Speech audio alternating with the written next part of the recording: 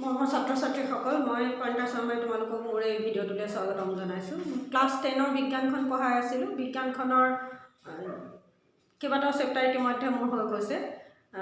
Physics chemistry biology মিলাই। তোমালোকে সেই ভিডিঅ'সমূহ চাই পেলাই যদি কিবা বুজি নোপোৱা মোক তোমালোকে কমেণ্ট কৰি জনাবা। আৰু মোৰ ভিডিঅ'সমূহ চাবলৈ হ'লে তোমালোকে মোৰ চেনেলত গৈ প্লে'লিষ্টত ক্লিক কৰি দিবা, তেতিয়া ভিডিঅ'সমূহ একাধিক্ৰমে চাবলৈ সুবিধা পাবা। আৰু সেইসমূহ তোমালোকে চাবা,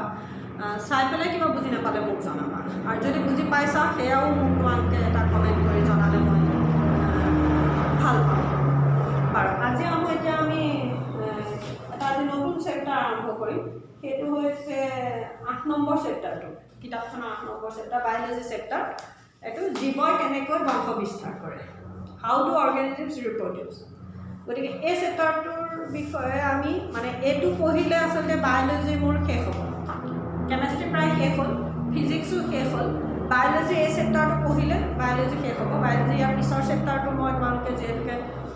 পৰীক্ষাত অহাৰ কথা আছিলে, হাফ ইয়াৰলি এক্সামত আহিছিলে, গতিকে সেইটো মই তোমালোকক আগতীয়াকৈ পঢ়িয়ালোঁ। এইটো থাকি গৈছিলে, আজি এইটো আৰম্ভ কৰিব খুজিছোঁ। এতিয়া জীৱই কেনেকৈ বংশ বিস্তাৰ কৰে বুলি কওঁতে বংশবৃদ্ধি প্ৰক্ৰিয়াটো, যিটো বংশবৃদ্ধি প্ৰজনন প্ৰক্ৰিয়াটো, ৰিপ্ৰডাকশ্যন যিটো প্ৰচেছ, সেই ৰিপ্ৰডাকশ্যন প্ৰচেছটো বা প্ৰজনন প্ৰক্ৰিয়াটোৰ জৰিয়তে কি কৰে, জীৱই বংশ বিস্তাৰ কৰে বা বংশবৃদ্ধি কৰে।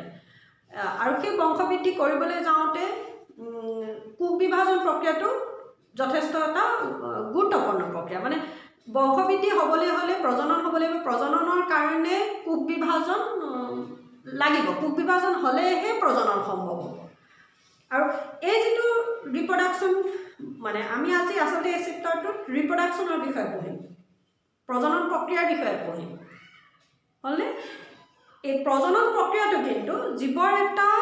যিটো লাইফ প্ৰচেছবিলাক আছিলে, যিবোৰ জীৱন প্ৰক্ৰিয়া আছিলে, সেই জীৱন প্ৰক্ৰিয়াবিলাকৰ ভিতৰত এটা গুৰুত্বপূৰ্ণ প্ৰক্ৰিয়া বুলি আমি ক'ব নোৱাৰোঁ। জীৱটোৰ দেহ, জীৱৰ যিটো লাইফ চাইকেল চলাই নিবৰ কাৰণে, জীৱই তাৰ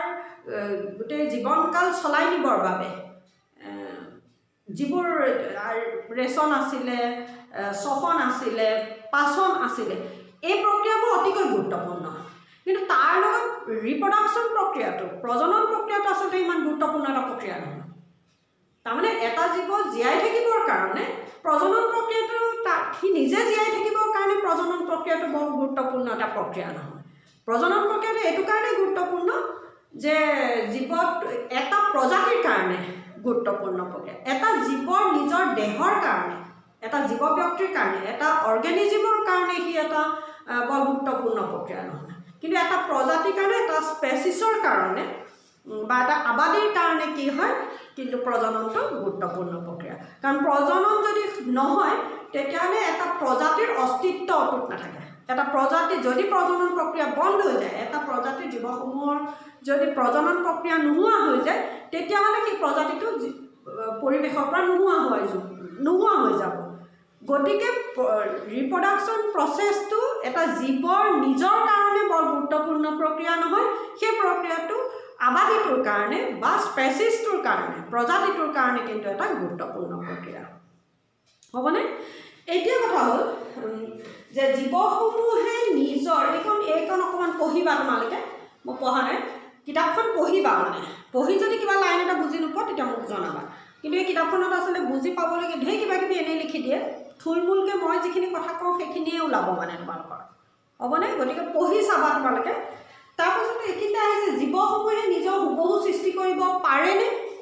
একাষাৰে যদি তোমাক ভাইবা সুধিছে বা 1 নম্বৰ প্ৰশ্ন এটা সুধিছে বা মোক এনেই সুধিছে যে জীৱসমূহে নিজৰ হুবহু সৃষ্টি কৰিব পাৰেনে, একেষাৰে কথা হ'ল কি নোৱাৰে। হুবহু মিনছ একদম এলাইভ, একদম একেবাৰে একে,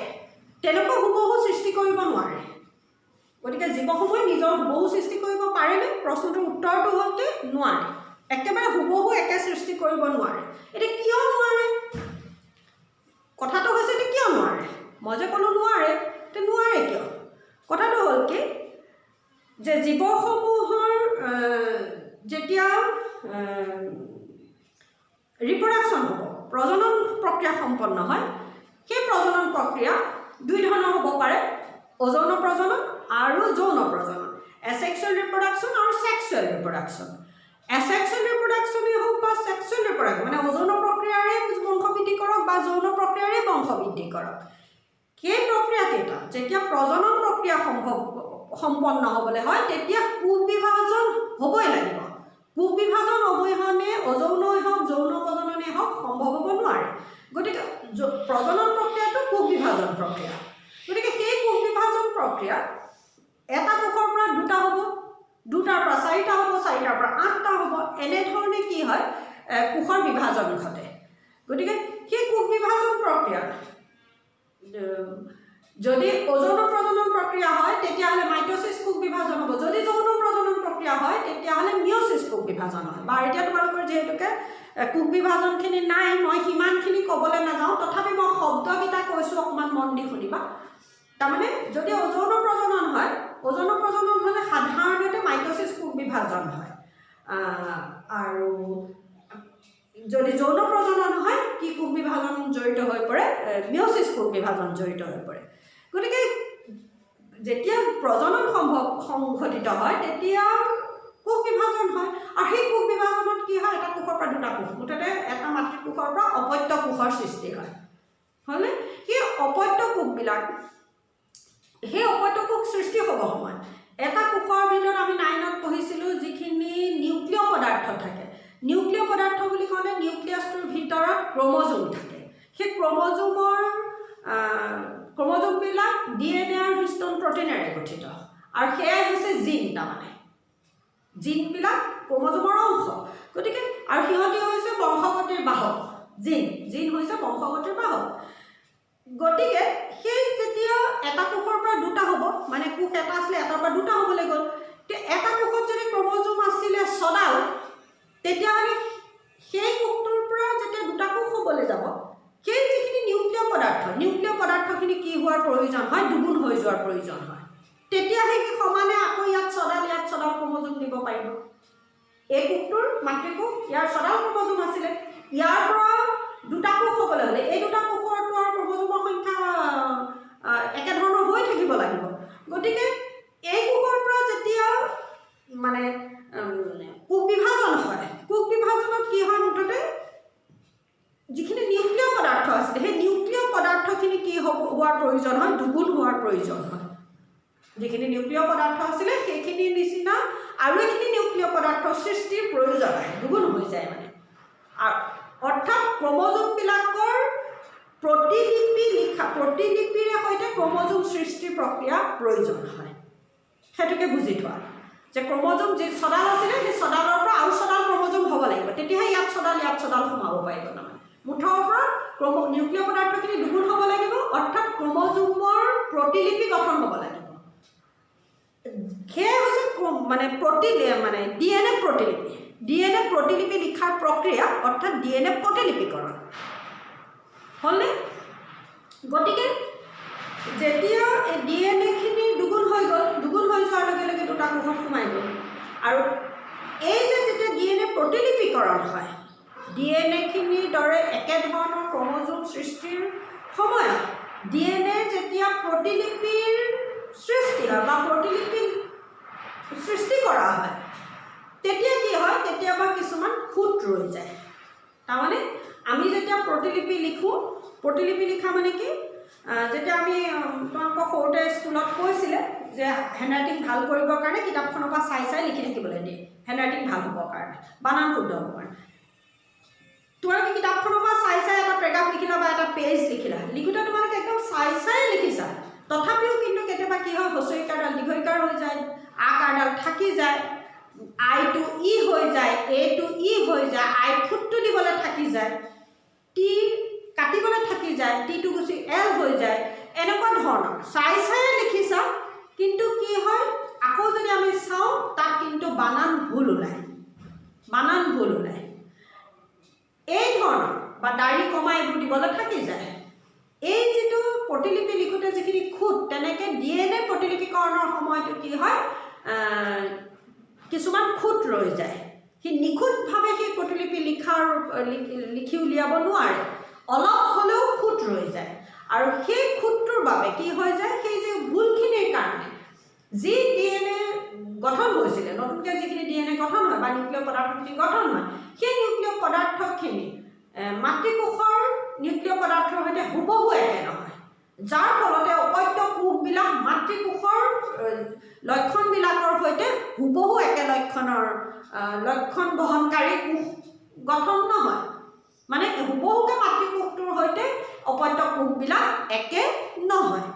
যাৰ ফলত সেই অপত্য কোষৰ পৰা যেতিয়া নতুন অপত্যৰ সৃষ্টি হয়, এটা নতুন জীৱৰ সৃষ্টি হয়, তেতিয়া সেই জীৱসমূহ কি হয়, পিতৃ মাতৃৰ সৈতে একে নহয় বা হুবহু একেধৰণৰ নহয়। এতিয়া কথা হ'ল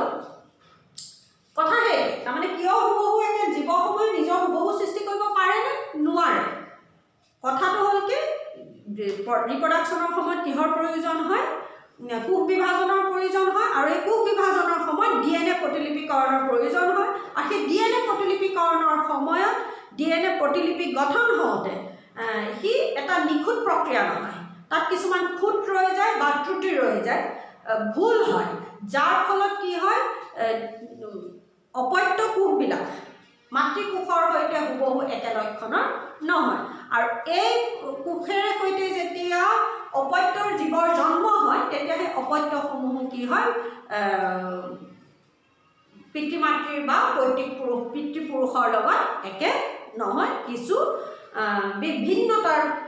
ভিন্নতা আহি পৰে বা ভেৰিয়েশ্যন আহি পৰে, হ'বনে? গতিকে হুবহু একে লক্ষণৰ নহয়, আৰু সেইবাবে তাৰমানে এটা প্ৰজাতিৰ জীৱসমূহ কি হয়, হুবহু একে লক্ষণৰ নহয়। হ'ব, এইখিনিকে আছে, এইখিনিতে অকণমান পঢ়িবা। আৰু DNA প্ৰতিলিপিকৰণ বুলিলে কি বুজায়, তো আগতেও মই ইয়াৰ যিটো পিছৰ চেপ্টাৰ আছিলে বংশগতি আৰু ক্ৰমবিকাশ চেপ্টাৰটোত কৈছিলোঁ, গতিকে DNA প্ৰতিলিপিকৰণ বুলিলে কি বুজা কওঁতে সেই তাত চাবা, প্ৰজাতিকৰণৰ সেই ভিডিঅ'টোতে আছে নিশ্চয়, মুঠতে সেই চেপ্টাৰটোৰ ভিডিঅ'খিনি চাবা, তাতে প্ৰতিলিপিকৰণ বুলিলে কি বুজা বুলি আহিব। গতিকে এইখিনিতে এটা প্ৰশ্ন আছে তোমালোকৰ, যে প্ৰজনন প্ৰক্ৰিয়াত DNA প্ৰতিলিপিৰ আৱশ্যক কি? প্ৰজনন প্ৰক্ৰিয়াত DNA প্ৰতিলিপিৰ আৱশ্যকটো হৈছে কি, যে এইমাত্ৰ ক'লোৱে উত্তৰটো, সেই প্ৰশ্নটোৰ উত্তৰটো হৈছে, সেই প্ৰশ্নটো আকৌ ইফালেও আছে, আকৌ এইখিনিত আছে দেই, এইটো মানে একদম আহি থকা প্ৰশ্ন, সেইকাৰণে মই 5 নম্বৰ প্ৰশ্নটো, যে প্ৰজনন প্ৰক্ৰিয়া এটা অংশ হিচাপে, মানে পেজ নম্বৰ 133 যিটো 5 নম্বৰ প্ৰশ্ন আছে, সেই প্ৰশ্নটো আৰু এই 1 নম্বৰ প্ৰশ্নটো, প্ৰজনন প্ৰক্ৰিয়াত DNA প্ৰতিলিপিৰ আৱশ্যক কি, একদম একে উত্তৰ, যে প্ৰজনন প্ৰক্ৰিয়াত কি হ'ব, প্ৰজনন প্ৰক্ৰিয়াত কোষ বিভাজন জড়িত হৈ পৰে, কোষ বিভাজনৰ সময়ত DNA প্ৰতিলিপিকৰণৰ প্ৰয়োজন হয়, আৰু কাৰণ সেই কোষ বিভাজনত এটা কোষৰ পৰা দুটা কোষৰ সৃষ্টি হয় বা অপত্য কোষৰ সৃষ্টি হয়, আৰু সেই অপত্য কোষসমূহত ডিএনএখিনি বা নিউক্লিয় পদাৰ্থখিনি দুগুণ হোৱাৰ প্ৰয়োজন হয়, যাৰ বাবে DNA প্ৰতিলিপিকৰণ হয়, আৰু সেই DNA প্ৰতিলিপিকৰণৰ সময়ত কিছুমান ত্ৰুটি ৰৈ যায়, কিছুমান ভুল হয়, আৰু সেই ভুলৰ বাবে অপত্য কোষসমূহ পিতৃকোষৰ বা মাতৃকোষৰ সৈতে একে নহয়, আৰু এই অপত্য কোষৰ পৰাই যেতিয়া অপত্যৰ সৃষ্টি হয়, সেই অপত্যসমূহ কি হয়, এটা প্ৰজাতিৰ অপত্যসমূহ কি হয়, হুবহু একে লক্ষণৰ নহয়। কিন্তু DNA প্ৰতিলিপিকৰণৰ আৱশ্যক কি, মই এইখন পিছৰখন ক'লোঁ যদিও লিখি থৈ আহিবা, লিখি থৈ কাটি থৈ নিদিয়ে, কিন্তু কথাটো হৈছে কি, প্ৰজনন প্ৰক্ৰিয়াত DNA প্ৰতিলিপিৰ আৱশ্যক কি, এইমাত্ৰ ক'লোৱে কথাখিনি, নিজে অকণমান জুকিয়াই লিখিবা। প্ৰজনন প্ৰক্ৰিয়া মানে হৈছে কি লিখি লওঁ প্ৰথম, মানে প্ৰজনন প্ৰক্ৰিয়া হৈছে কি এটা প্ৰক্ৰিয়া, ই এটা জীৱন প্ৰক্ৰিয়া চলাই নিয়াৰ বাবে এটা গুৰুত্বপূৰ্ণ প্ৰক্ৰিয়া নহয়, কিন্তু এটা প্ৰজাতিৰ বাবে ই এটা গুৰুত্বপূৰ্ণ প্ৰক্ৰিয়া, কাৰণ এই প্ৰজননৰ জৰিয়তে কি হয়, এটা জীৱই একেধৰণৰ কিছুমান জীৱৰ জন্ম দিব পাৰে, আৰু এই প্ৰজনন প্ৰক্ৰিয়াত কোষ বিভাজন জড়িত হৈ পৰে, যি প্ৰজনন প্ৰক্ৰিয়াই নহওক, অযৌনই হওক যৌনই হওক, কোষ বিভাজন জড়িত হৈ পৰে, কোষ বিভাজন অবিহনে প্ৰজনন প্ৰক্ৰিয়া সম্ভৱ হ'ব নোৱাৰে, গতিকে কোষ বিভাজনত এটা কোষৰ পৰা দুটা কোষৰ, মানে এটা কোষৰ পৰা অপত্য কোষৰ সৃষ্টি হয়, মই দুটা কোষ নকৈ অপত্য কোষ কৈছোঁ এইটো কাৰণে, কাৰণ অযৌন প্ৰজনন হ'লে দুটা কোষ হ'ব, কিন্তু যৌন প্ৰজনন হ'লে অপত্য কোষ, মানে মিয়'চিছ কোষ বিভাজন হ'লে, মাইট'চিছ কোষ বিভাজন হ'লে এটাৰ পৰা দুটা কোষ হয়, কিন্তু মিয়'চিছ কোষ বিভাজন হ'লে এটাৰ পৰা 4টা কোষ হয়, সেইকাৰণে মই দুটা কৈও আকৌ বাৰে বাৰে অপত্য শব্দটো মানে কৈ থাকোঁতে দুটা বুলি আহি যায়, অপত্য শব্দটো লগাইছোঁ গতিকে প্ৰজনন প্ৰক্ৰিয়া সি অযৌনই হওক যি প্ৰজনন প্ৰক্ৰিয়াই নহওক কোষ বিভাজন অবিহনে সম্ভৱ হ'ব নোৱাৰে গতিকে কোষ বিভাজনত এটা কোষৰ পৰা অপত্য কোষৰ সৃষ্টি হয় আৰু সেই অপত্য কোষসমূহৰ সৃষ্টিৰ সময়ত এটা কোষৰ নিউক্লিয় পদাৰ্থখিনি দুগুণ হোৱাৰ প্ৰয়োজন হয় অৰ্থাৎ ক্ৰমোজোম যদি 6ডাল থাকে তেতিয়াহ'লে সি 12ডাল হোৱাৰ প্ৰয়োজন হয় মানে ক্ৰমোজোমৰ সংখ্যাও দুগুণ হোৱাৰ প্ৰয়োজন হয় আৰু এই দুগুণ হ'বৰ বাবে কি হয় ক্ৰমোজোমৰ প্ৰতিলিপি গঠন হয় আৰু সেয়াই হৈছে কি DNA প্ৰতিলিপিকৰণ গতিকে সেই DNA প্ৰতিলিপিকৰণ যদি নহয় তেতিয়াহ'লে কোষ বিভাজন সম্ভৱ হ'ব নোৱাৰে আৰু কোষ বিভাজন নহ'লে প্ৰজনন প্ৰক্ৰিয়া সম্ভৱ হ'ব নোৱাৰে এই প্ৰশ্নটোৰ উত্তৰ এইমাত্ৰ এয়াই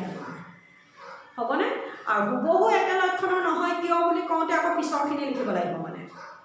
কাৰণ প্ৰতিলিপিত কৰোঁতে কি হয় ত্ৰুটি ৰৈ যায় আৰু সেই ত্ৰুটিৰ বাবে কি হয় অপত্য ক্ৰমোজোমবিলাক মাতৃ ক্ৰমোজোমৰ সৈতে একে নহয় যাৰ ফলত অপত্য কোষবোৰ মাতৃ কোষৰ সৈতে হুবহু একে নহয় আৰু সেই অপত্য কোষৰ পৰা যেতিয়া অফস্প্ৰিং আহে মানে অপত্য আহে অপত্যৰ ইংৰাজীটো কি অফস্প্ৰিং যেতিয়া অপত্যৰ সৃষ্টি হয় পুলি বা পোৱালিৰ সৃষ্টি হয় তাৰমানে তেতিয়া কি হয় সেই পুলি বা পোৱালিবোৰ বা অফস্প্ৰিংবোৰ অপত্যবোৰ পিতৃ মাতৃৰ সৈতে হুবহু একে লক্ষণৰ নহয় এইখিনি লিখিলে হৈ যাব মানে হুবহু একে লক্ষণৰ কিয় নহয় হ'বনে গতিকে এইখন তোমালোকে অকণমান পঢ়ি চাবা কিতাপখন মই এইখিনিতে আছে এইখিনিলৈকে মই কোৱাখিনিকে ওলাব কিতাপখনত অলপ খেলুৱৈ তথাপি পঢ়ি চাবা কিতাপখনৰ কিবা দৰকাৰী বাক্য যদি সোমোৱাব পাৰি তাত সোমোৱাবা লিখনিটো আৰু এই যেতিয়া প্ৰতিলিপিকৰণৰ ফলত যি ত্ৰুটি আহে বা ভুল হয় ভুলকেইটাৰ ফলত তাৰমানে অপত্য কোষবোৰ যিবিলাক অফস্প্ৰিং চেল আহিব সেই কোষবিলাক কি হয় মাতৃকোষৰ পৰা একে নহয় মাতৃকোষৰ লগত হুবহু একে নহয় যাৰ ফলত তাৰমানে কি হয় তাত কিছু ভিন্নতা আহে মানে ভেৰিয়েশ্যন আহি যায় আৰু সেই ভেৰিয়েশ্যনৰ কাৰণে কি হয় অপত্যবিলাক অফস্প্ৰিংবিলাকো কি হয় বেলেগ হয় অৰ্থাৎ অফস্প্ৰিংবিলাকৰ মাজত ভেৰিয়েশ্যন আহি যায় ভিন্নতা আহি পৰে আৰু সেই ভিন্নতাই হৈছে কি ক্ৰমবিকাশৰ মূল এইটো মই ইয়াৰ পিছৰ চেপ্টাৰটো যিটো পঢ়াইছিলোঁ বিৱৰ্তন আৰু মানে এইটো কি কয় বিৱৰ্তন যেতিয়া পঢ়াইছিলোঁ ক্ৰমবিকাশ যেতিয়া পঢ়াইছিলোঁ তেতিয়া বুজাইছিলোঁ গতিকে ভিন্নতা অবিহনে ভিন্নতা নোহোৱাকৈ ক্ৰমবিকাশ হ'ব নোৱাৰে গতিকে DNA প্ৰতিলিপিকৰণৰ সময়ত যদি ত্ৰুটি আহে সেই ত্ৰুটিৰ পৰা কিহৰ সৃষ্টি কি আহিব পাৰে ভিন্নতা আহিব পাৰে আৰু ভিন্নতাই কি হ'ব পাৰে ভিন্নতাৰ ফলত কি আহিব পাৰে ক্ৰমবিকাশ হ'ব পাৰে হ'বনে গতিকে এইখিনিকে এই ওপৰৰ এইকণত আছে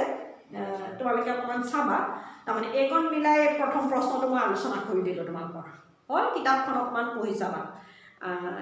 তাৰ পাছত প্ৰজাতিৰ কাৰণে ভিন্নতাৰ প্ৰয়োজন কিন্তু একক জীৱৰ কাৰণে গুৰুত্বপূৰ্ণ নহয় কিয় আহি থকা প্ৰশ্ন এতিয়া কথা হ'ল এইখিনি পঢ়িম আমি ভিন্নতাৰ গুৰুত্ব তাৰমানে ভিন্নতাৰ গুৰুত্ব কি আহে তুমি ইয়াত লিখিব লাগে প্ৰজাতিক 2 নম্বৰ প্ৰশ্নটো 128 যে প্ৰজাতিৰ কাৰণে ভিন্নতাৰ প্ৰয়োজন প্ৰজাতি মানে এটা জীৱগোট যি জীৱগোটৰ জীৱসমূহে নিজৰ মাজতে বংশবৃদ্ধি কৰিব পাৰে যি জীৱগোটৰ জীৱসমূহৰ বাহ্যিক আৰু আভ্যন্তৰীণ গঠন হুবহু একে আৰু ইহঁতে নিজৰ মাজত বংশবৃদ্ধি কৰিব পাৰে সেই জীৱগোটক কি বুলি কোৱা হয় প্ৰজাতি বা স্পেচিছ বুলি কোৱা হয় গতিকে মানুহ এটা প্ৰজাতি গৰু প্ৰজাতি পৰুৱা প্ৰজাতি আম গছৰ এটা প্ৰজাতি হাতী প্ৰজাতি কঁঠাল গছ প্ৰজাতি হ'বনে তাৰপিছত কি বুলি ক'ম আৰু ইষ্ট প্ৰজাতি এটা বেক্টেৰিয়া বিভিন্ন বেক্টেৰিয়া আছে বেক্টেৰিয়াবোৰ একোটা প্ৰজাতি গতিকে এই ধৰণৰ গতিকে যি জীৱগোটৰ বাহ্যিক আৰু আভ্যন্তৰীণ গঠন হুবহু একে মানে যি জীৱগোটৰ জীৱসমূহৰ বাহ্যিক আৰু আভ্যন্তৰীণ গঠন হুবহু একে আৰু ইহঁতে নিজৰ মাজতে বংশবৃদ্ধি কৰিব পাৰে তেনে জীৱগোটক কি বুলি কোৱা হয় প্ৰজাতি বুলি কোৱা হয় এতিয়া কথা হ'ল সেই প্ৰজাতিৰ কাৰণে ভিন্নতাৰ প্ৰয়োজন মানে এটা প্ৰজাতিত ভিন্নতাৰ প্ৰয়োজন কিন্তু একক জীৱৰ কাৰণে ভিন্নতাৰ প্ৰয়োজন নাই একক জীৱ মানে এটা জীৱ ব্যক্তি এটা ছিংগল অৰ্গেনিজমৰ কথা কৈছে গতিকে ছিংগল মানে মই অকল এটা মানুহ আৰু মানুহ নাই তেতিয়াহ'লে মোৰ কাৰণে কি ভিন্নতা মিন্স পাৰ্থক্য এটা জীৱগোষ্ঠীৰ বা এটা প্ৰজাতিৰ জীৱসমূহৰ মাজৰ যিখিনি ভিন্নতা যিখিনি পাৰ্থক্য সেই পাৰ্থক্যখিনিক কি বুলি কয় ভিন্নতা বুলি কয় গতিকে যদি একক জীৱই কথা আহিলে একক জীৱ অহাৰ লগে লগে তাত পাৰ্থক্যৰ কথা নাহে পাৰ্থক্যৰ কথাটো উত্থাপনেই নহয় পাৰ্থক্যৰ কোনো প্ৰশ্নই উত্থাপন নহয় গতিকে কিন্তু এটা প্ৰজাতিত ভিন্নতাৰ প্ৰয়োজন কাৰণটো হ'ল কি যে এটা প্ৰজাতিৰ ভিন্নতা কিয় আহে বুলি ক'লো প্ৰধানকৈ DNA প্ৰতিলিপিকৰণৰ কাৰণে এটা প্ৰজাতিত ভিন্নতা কিয় কাৰণে আহে এই অকণমান আগতে কৈ আহিলোঁ যে DNA প্ৰতিলিপিকৰণৰ কাৰণে কি হয় এটা প্ৰজাতিত ভিন্নতা আহে যেতিয়া এটা প্ৰজাতিত ভিন্নতা আহে মানে আৰু এটা প্ৰজাতিৰ জীৱসমূহে এটা নিৰ্দিষ্ট বাসস্থানতে সিহঁতে ৰিপ্ৰডাকশ্যন কৰিব পাৰে প্ৰজনন প্ৰক্ৰিয়া সংঘটিত কৰিব পাৰে আৰু বংশবৃদ্ধি কৰিব পাৰে আৰু যদি বংশবৃদ্ধি কৰে তেতিয়াহ'লেহে এটা প্ৰজাতিৰ অস্তিত্ব ৰক্ষা হয় অৰ্থাৎ এটা প্ৰজাতিৰ অস্তিত্ব ৰক্ষা হ'বৰ বাবে এটা নিৰ্দিষ্ট বাসস্থানৰ খুবেই প্ৰয়োজন এটা নিৰ্দিষ্ট পৰিৱেশৰ বাসস্থানৰ প্ৰয়োজন এটা নিৰ্দিষ্ট পৰিৱেশৰ বাসস্থান পালেহে এটা প্ৰজাতিৰ জীৱই প্ৰজনন প্ৰক্ৰিয়া সংঘটিত কৰিব পাৰে আৰু প্ৰজাতিটোৰ বা আবাদীটোৰ অস্তিত্ব ৰক্ষা কৰিব পাৰে যদি কেনেবাকৈ আৰু সেই অস্তিত্ব ৰক্ষা কৰিবলৈ যাওঁতে যেতিয়া প্ৰজনন প্ৰক্ৰিয়া সংঘটিত হয় সেই প্ৰজনন প্ৰক্ৰিয়াৰ সময়ত কি হয় কোষ বিভাজন হয় আৰু কোষ বিভাজনৰ সময়ত DNA প্ৰতিলিপিকৰণ হয় আৰু DNA প্ৰতিলিপিকৰণৰ জৰিয়তে কি হয় প্ৰজাতিটোৰ জীৱসমূহৰ মাজত ভিন্নতাই দেখা দিয়ে কৈ আহিলোঁ এইমাত্ৰ গতিকে সেই নিৰ্দিষ্ট পৰিৱেশটোত যদি কেনেবাকৈ কিবা নেচাৰেল কেলামিটিজ আহি যায় কোনো যদি প্ৰাকৃতিক দুৰ্যোগ আহি যায় বোলে হঠাৎ উষ্ণতাৰ পৰিৱৰ্তন হৈ গ'ল হঠাৎ কিবা ভূমিকম্পত কিবা হৈ গ'ল বা তেনেধৰণৰ খৰাং আহি গ'ল তেনেকুৱা পৰিৱেশত তাৰমানে যেতিয়া প্ৰতিকূল পৰিৱেশ আহি যায় কোনো নেচাৰেল কেলামিটিজৰ জৰিয়তে প্ৰাকৃতিক দুৰ্যোগৰ জৰিয়তে যদি কেনেবাকৈ আনফেভাৰেবল কণ্ডিশ্যন আহি যায় প্ৰতিকূল পৰিৱেশ আহি যায় জীৱৰ বাসস্থানত যদি কোনো প্ৰতিকূল পৰিৱেশে দেখা দিয়ে তেতিয়া সেই প্ৰজাতিটোৰ জীৱসমূহে সেই প্ৰতিকূল পৰিৱেশৰ লগত নিজক অভিযোজন কৰিবলৈ চেষ্টা কৰে এডাপ্টেশ্যন কৰিবলৈ চেষ্টা কৰে যিটো প্ৰক্ৰিয়াক অভিযোজন বা এডাপ্টেশ্যন বুলি কোৱা হয় মানে নিজকে খাপ খুৱাই ল'বলৈ চেষ্টা কৰে অৰ্থাৎ অভিযোজন কৰিবলৈ চেষ্টা কৰে এডাপ্টেশ্যন কৰিবলৈ চেষ্টা কৰে আৰু ইয়াৰ ফলত যিহেতুকে সিহঁতৰ মাজত কিছু ভিন্নতা থাকে পাৰ্থক্য থাকে কিছুমান জীৱ সেই প্ৰাকৃতিক দুৰ্যোগত মৃত্যুবৰণ কৰে আৰু কিন্তু কিছুমানে আকৌ সেই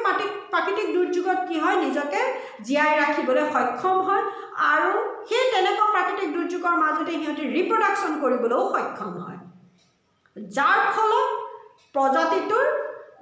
যিটো অস্তিত্ব ৰক্ষা হয় অৰ্থাৎ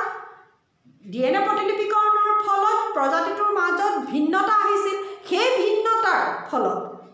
কিছুমানে নিজকে প্ৰতিকূল পৰিৱেশত জীয়াই ৰাখিব আনফেভাৰেবল কণ্ডিশ্যনত জীয়াই ৰাখিবলৈ সক্ষম হয় ৰিপ্ৰডাকশ্যনো কৰিব পাৰে কিন্তু কিছুমান মৰি যায় যদি ভিন্নতা নাথাকিলে হয় যদি ভেৰিয়েশ্যন নাথাকিলে হয় তেতিয়াহ'লে তাৰমানে কোনো সাধাৰণ প্ৰাকৃতিক দুৰ্যোগতে কি হ'লহেঁতেন এটা প্ৰজাতি ধ্বংস হৈ গ'লহেঁতেন এটা প্ৰজাতি পৃথিৱীৰ পৰা নোহোৱা হৈ গ'লহেঁতেন কিন্তু যিহেতুকে DNA প্ৰতিলিপিকৰণৰ ফলত কিছু ভিন্নতা আহে ভেৰিয়েশ্যন থাকে গতিকে সেই ভেৰিয়েশ্যনৰ কাৰণে কোনো জীৱই নিজকে প্ৰতিকূল পৰিৱেশতো জীয়াই ৰাখিবলৈ সক্ষম হয় ৰিপ্ৰডাকশ্যন কৰিবলৈ প্ৰজনন কৰিবলৈ সক্ষম হয় আৰু আবাদীৰ অস্তিত্ব ৰক্ষা কৰিবলৈ বা প্ৰজাতিটোৰ অস্তিত্ব ৰক্ষা কৰিবলৈ সক্ষম হয় গতিকে এটা প্ৰজাতিত ভিন্নতাৰ যথেষ্ট গুৰুত্ব আছে কাৰণ ভিন্নতাৰ অবিহনে এটা প্ৰজাতিৰ অস্তিত্ব ৰক্ষা হ'ব নোৱাৰে কিন্তু একক জীৱৰ ক্ষেত্ৰত ভিন্নতাৰ কথা নাহে কাৰণ একক জীৱ বুলি কওঁতে এটা ছিংগল অৰ্গেনিজিম সেই ছিংগল অৰ্গেনিজিমত কোনো ডিফাৰেঞ্চৰ কথা বা ভেৰিয়েশ্যনৰ কথা নাই আৰু একক জীৱটোৰ সি যদি কিবা ভেৰিয়েশ্যন আনিছেও তথাপিও সি যদি প্ৰতিকূল পৰিৱেশত নিজক ৰক্ষা কৰিব পাৰিলে আৰু নোৱাৰিলে নাইকিয়া হ'ল গতিকে এটা একক জীৱৰ কাৰণে সি বৰ গুৰুত্বপূৰ্ণ নহয় কিন্তু প্ৰজাতিটোৰ ভেৰিয়েশ্যনৰ প্ৰয়োজনৰ ভিন্নতাৰ কি হয় যথেষ্ট গুৰুত্ব আছে হ'বনে গতিকে এইখিনি হ'ল এই 2 নম্বৰ প্ৰশ্নটো একদম আহি থকা প্ৰশ্ন প্ৰথমতে প্ৰজাতি কাক বুলি লিখিবা ভেৰিয়েশ্যন কাক বুলি লিখিবা হ'লনে আৰু একক জীৱটো কাক বুলি কথাটো লিখি ল'লে হ'ল এই তিনিটা কথা লিখি ল'বা তাৰ পাছতে এইমাত্ৰ মই যেনেকৈ ক'লোঁ এটা প্ৰজাতি কাক বুলিতো ক'লোৱেই নহয় কৈ ল'বলৈ কৈছোঁ তোমালোকক মই ক'লোঁ শুনি ল'বা আকৌ তাৰপিছত ভিন্নতা কাক বুলিও যে এটা প্ৰজাতিৰ জীৱসমূহৰ মাজত থকা পাৰ্থক্য কি বুলি কোৱা হয় ভিন্নতা বুলি কোৱা হয় আগৰ ভিডিঅ'ত কোৱা হৈছে ইয়াৰ পিছৰ চেপ্টাৰটো যিটো আমি ভিডিঅ' দিছিলোঁ তাতো কোৱা আছে এতিয়াও আকৌ ক'লোঁ তাৰ পাছতে কি হ'ল যে প্ৰজাতি এটাৰ অস্তিত্ব ৰক্ষা হ'বৰ কাৰণে এটা নিৰ্দিষ্ট বাসস্থানৰ প্ৰয়োজন এই নিৰ্দিষ্ট বাসস্থানতহে এটা প্ৰজাতি কি কৰিব পাৰে ৰিপ্ৰডাকশ্যন কৰিব পাৰে আৰু সেই ৰিপ্ৰডাকশ্যনৰ সময়ত কি হয় কোষ বিভাজন হয় কোষ বিভাজনত কি হয় DNA প্ৰতিলিপিকৰণ হয় আৰু DNA প্ৰতিলিপিকৰণৰ যি ত্ৰুটি হয় আসোঁৱাহপূৰ্ণ হয় সেই আসোঁৱাহবিলাকৰ কাৰণে কি হয় এটা প্ৰজাতিৰ জীৱসমূহৰ মাজত ভিন্নতাই দেখা দিয়ে আৰু সেই ভিন্নতাৰ সৈতে কি হয় এটা প্ৰজাতিৰ অস্তিত্ব ৰক্ষা হয় কাৰণ যেতিয়া কোনো প্ৰাকৃতিক দুৰ্যোগে দেখা দিয়ে তেতিয়া সেই প্ৰাকৃতিক দুৰ্যোগৰ ফলত জীৱৰ প্ৰজাতিটোৰ বাসস্থান প্ৰতিকূল পৰিৱেশত প্ৰজাতিটোৰ বাবে এটা প্ৰতিকূল পৰিৱেশৰ সৃষ্টি হয় আৰু সেই প্ৰতিকূল পৰিৱেশত জীৱসমূহে কি কৰে নিজকে জীয়াই ৰাখিবলৈ প্ৰতিযোগিতা চলায় বা খাপ খুৱাই ল'বলৈ নিজক চেষ্টা কৰে অৰ্থাৎ অভিযোজন কৰিবলৈ চেষ্টা কৰে এডাপ্টেশ্যন কৰিবলৈ চেষ্টা কৰে আৰু এই এডাপ্টেশ্যনৰ সময়ত কি হয় কিছুমান জীৱ সেই প্ৰাকৃতিক দুৰ্যোগ প্ৰতিকূল পৰিৱেশত মৃত্যু হয় বা জীয়াই থাকিবলৈ সক্ষম নহয় কিন্তু কিছুমানে কি কৰে সেই প্ৰাকৃতিক পৰিৱেশত নিজকে জয়ী কৰি জীয়াই ৰাখিবলৈ সক্ষম হয় আৰু প্ৰজনন কৰিবলৈ সক্ষম হয় গতিকে ভিন্নতা যদি নাথাকিলে হয় সকলোবোৰ জীৱৰ একেধৰণৰ হ'লহেঁতেন আৰু হয়তো সেই প্ৰতিকূল পৰিৱেশত সকলো জীৱই ধ্বংস হ'লহেঁতেন আৰু প্ৰজাতিটো কি হৈ গ'লহেঁতেন পৃথিৱীৰ পৰা ধ্বংস হৈ গ'ল লাহে লাহে পৃথিৱীৰ পৰা ধ্বংস হৈ গ'লহেঁতেন যদি ভিন্নতা নাথাকিলে হয় গতিকে ভিন্নতা থকাৰ কাৰণেহে কি হয় এটা প্ৰজাতিৰ অস্তিত্ব ৰক্ষা হয় এটা প্ৰজাতিৰ পৰিৱেশত অস্তিত্ব ৰক্ষা হ'বৰ বাবে কিহৰ প্ৰয়োজন হয় ভিন্নতাৰ প্ৰয়োজন হয় কিন্তু একক জীৱ বুলি কওঁতে এটা ছিংগল এটা অৰ্গেনিজিম সেই অৰ্গেনিজিমটোৰ কাৰণে ভিন্নতা গুৰুত্বপূৰ্ণ নহয় কাৰণ তাত ভিন্নতা আহিলেও যদি সি সেই প্ৰতিকূল পৰিৱেশত নিজকে জীয়াই ৰাখিবলৈ সক্ষম নহয় তেতিয়াহ'লে সি মৃত্যু হ'ব আৰু সেই এটা জীৱৰ মৃত্যুৱে প্ৰজাতিটোৰ কোনো হানি বিঘিনি নকৰে কাৰণ তাত যদি আন কোনো জীৱ জীয়াই থাকে সিহঁতি যদি ৰিপ্ৰডাকশ্যন কৰিবলৈ সক্ষম হয় তেতিয়াহ'লে প্ৰজাতিটো জীয়াই ৰাখিবলৈ সক্ষম হয় গতিকে একক জীৱৰ কাৰণে ভিন্নতাৰ কোনো প্ৰশ্নই আচলতে উত্থাপন নহয় হ'বনে গতিকে কাৰণ ভিন্নতা কাক বুলি প্ৰথম লিখি ল'বা নহয় এইটো লিখি ল'বা গতিকে এইখিনি দুবাৰেই ক'লোঁ গতিকে সেই লাষ্টত এটা বাক্য দিছে এই পেৰেগ্ৰাফটো ভিন্নতাৰ গুৰুত্ব মই মাত্ৰ দিছে এনেকৈ একদম লাষ্টৰ লাইনটো কৰিছোঁ মই যে এনেকৈ সময়ৰ সোঁতত কোনো প্ৰজাতিৰ জীৱই জীয়াই থাকিবৰ বাবে ভিন্নতাৰ আৱশ্যক গতিকে প্ৰজাতিৰ কাৰণে ভিন্নতাৰ প্ৰয়োজন কথাটো সেইটো এটা মানে যে সময়ৰ সোঁতত কোনো প্ৰজাতিৰ জীৱ জীয়াই থাকিব মানে প্ৰজাতিৰ অস্তিত্ব ৰক্ষাৰ বাবে কি হয় ভিন্নতাৰ আৱশ্যক গতিকে এইখিনিকে ক'লোঁ ইয়াত আজি আমি মূলকৈ প্ৰধানকৈ আমি এই দুটা প্ৰশ্ন মই আজি আলোচনা কৰিলোঁ